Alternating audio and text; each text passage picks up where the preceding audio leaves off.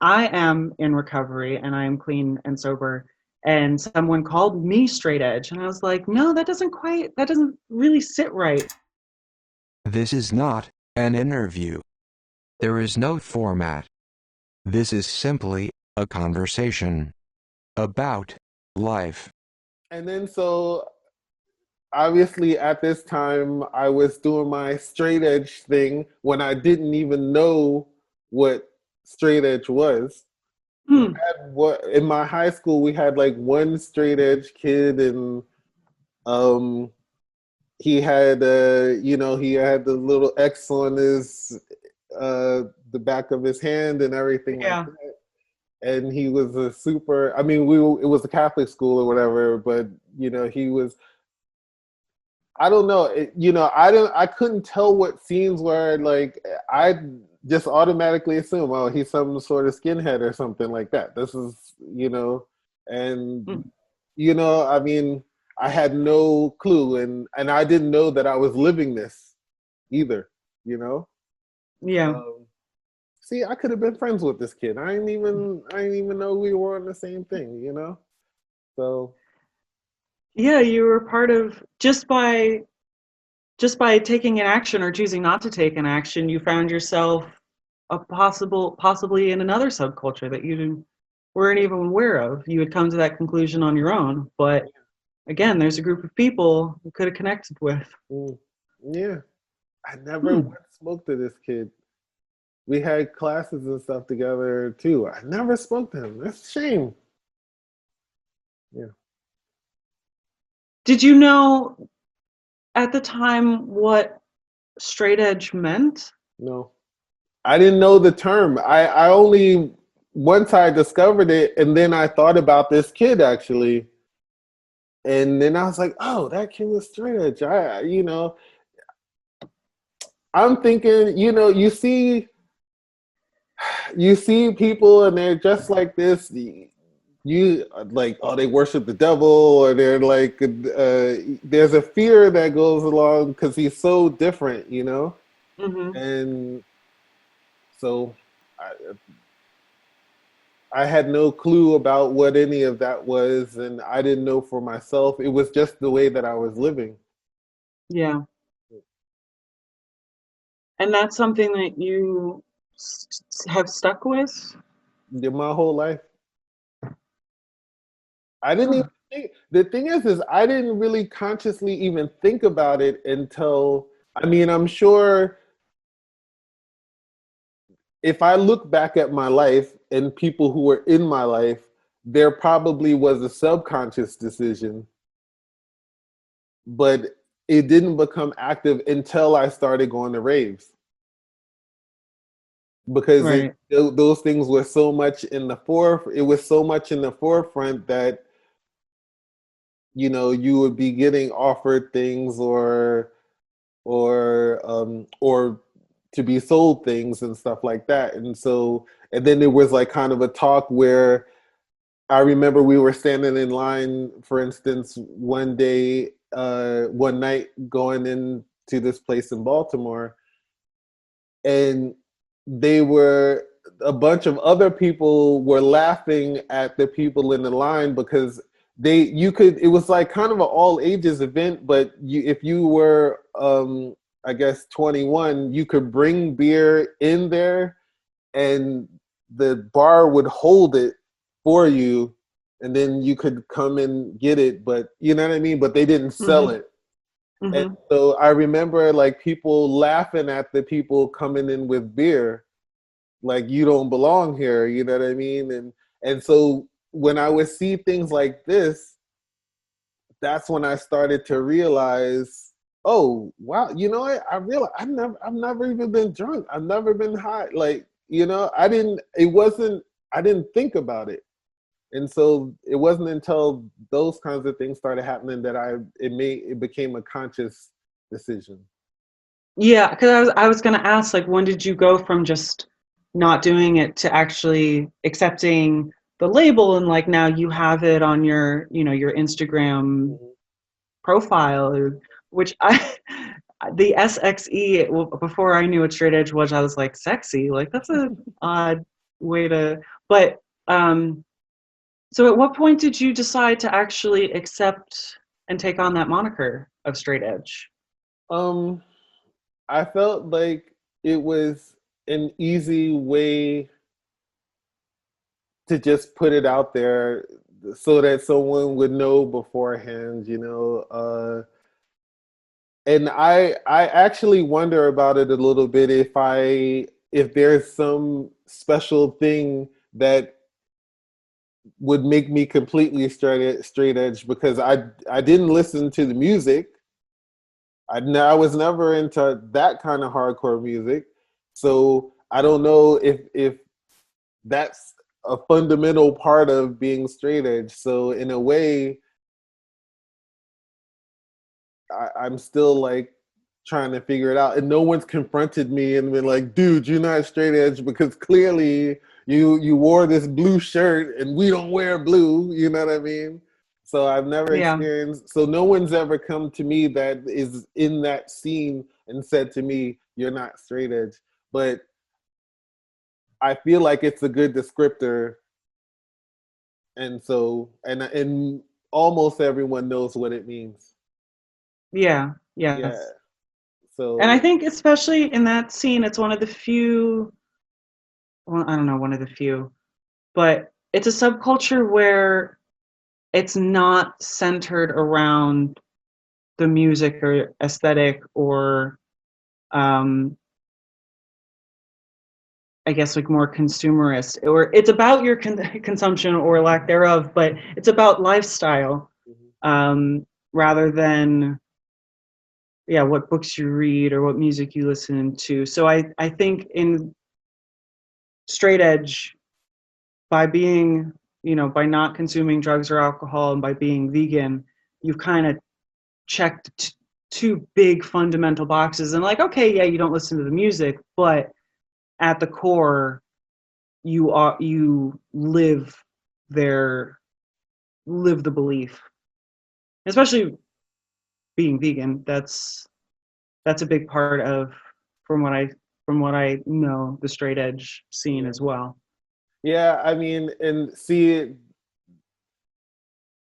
but that's why I say straight edge vegan. I didn't know it was, I didn't know it was fully a part of it, but yeah, I guess so. And then there's this aspect of your sexual practices as well. And I don't know if I fall into this. Oh, I Uh, didn't know there was a sexual practice aspect of the subculture. Would you yeah, elaborate on that? From what I understand, I am by no means an expert, but from what I understand, like it's kind of part of it is not having um, sex outside of a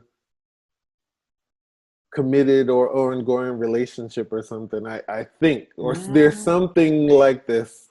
Mm-hmm. I don't know. I got to read up or, you know, read a blog or something. I'm sure someone's going to tell me what it is, but In the I don't know. yeah, And, yeah. and I certainly do not fall into this category. Okay. I had no idea there was a component of that, but like I said, I don't identify, even though I am clean and sober, I don't identify with the straight edge scene.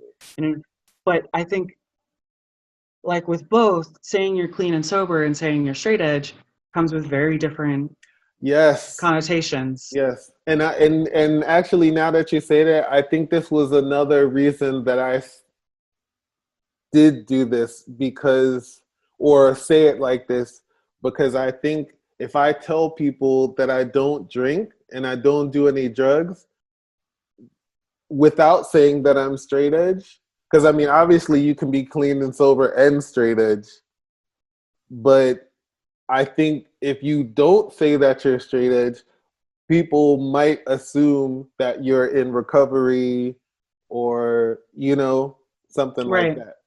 And so, Right. and for me, I actually think it would be disrespectful to allow myself or allow someone to think that I'm in recovery, because I have super amounts of respect for people. Because for me, it's super easy because I have no idea what it feels like. I don't have any experience. So it's just the default setting for me. Like, I don't know. And Right. but when it comes to people who do know and then they still don't, you know what I mean? So Hmm. I try to be respectful to them, and so this is part of the reason I make the distinction. Yeah, and I think that that is an interesting distinction because I am in recovery and I am clean and sober, and someone called me straight edge and I was like, no, that doesn't really sit right because I'm not like, even though our end goal and actions are essentially the same in that we don't consume, um I I feel like we come from different places, and that is a distinction that doesn't necessarily have to be made. I mean, it certainly wasn't an insult that someone said I was straight edge, but it doesn't seem to fit quite right Mhm. in where I came from and what my experience has been with it. Yeah. So I have to give you Uh, your props. I'm giving you your props now because I do think there it takes a certain level of strength, you know. Thank you. I really appreciate that. Um, it's Yeah, I mean it's not easy, but it's absolutely been a worthwhile decision. So it's one of it's the reason that it's not easy goes against logic, Mhm, but that's where the part of recovery comes in. mhm, Is that, and please correct me if I'm wrong, but for you it's never been a question and it always has been logical to not take drugs or consume. right. Whereas for me, I know that it's logical to not, and it does me no good, and yet I still do, or I Mhm, still want to. mhm. Yeah. Um, eh, Yeah, yeah, it was I mean, I have like very like logical reasons and stuff like that, and I guess this would make it, I guess, was would separate me from a straight edge person from a cultural standpoint. A lot of my decisions, for me, it was practical. I was like, I'm not like, I don't understand like what I'm going to get out of being drunk. Like, I don't, it doesn't seem fun to me. It doesn't seem interesting. And then hmm, I'm gonna go to this party, or I go out with my friends and we have dinner, we go eat at the diner after we've been out to the club, and they're like, man, I spent like $80 tonight, and I'm like, what? I spent like three. What are you talking about? Like, I just drank. Oh, we got, okay. yeah, Yeah. So I have like these practical thoughts about it and stuff like that. But it was really interesting actually to, when I worked in a club, and I was going to clubs all the time. After, towards the end of the my rave days, then I moved into the actual club scene. I mean, there was an overlap, but like, um, I think the club scene and the rave scene were a little bit different. And I noticed that sometimes I would tell people that I didn't drink, and I would get like a few very similar reactions from people. Like, they'd be super excited about it, and if they introduced me to someone, they would be like, oh, this is Hollis, he's never been drunk, and this is a part of that.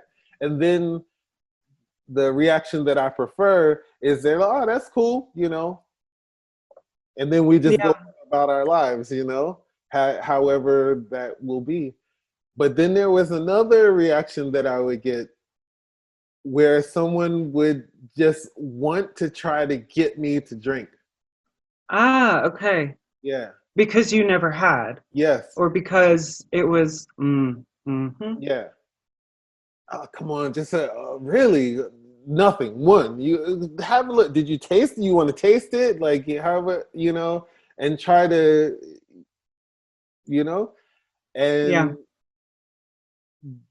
I started using this as a bit of a litmus test.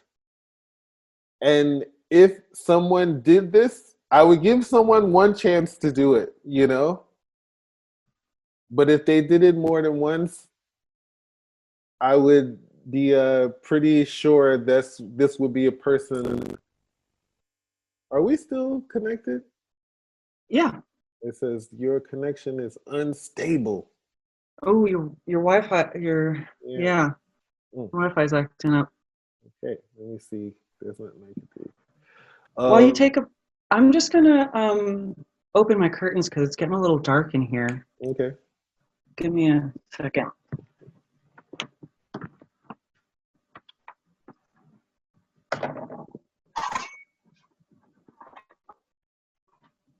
Everybody loves the sunshine. Mm, mm, mm, mm. There we go. Yeah. Yeah. Look at you. You look so bright. You're like an Yay. angel. I Um. have great sunlight. I love my room. That's awesome. Very Yeah. good. So I was I, just. Oh, I just wanted to just. Why is this so? I was. What is going on? I was just going to say that. Yeah, I use this as the litmus test, and so if someone did this more than once, then I knew this was a person that didn't really have my best interest at heart. yes, Yeah. and that is a very good litmus test is how people react to how people react. I Mhm. mean, someone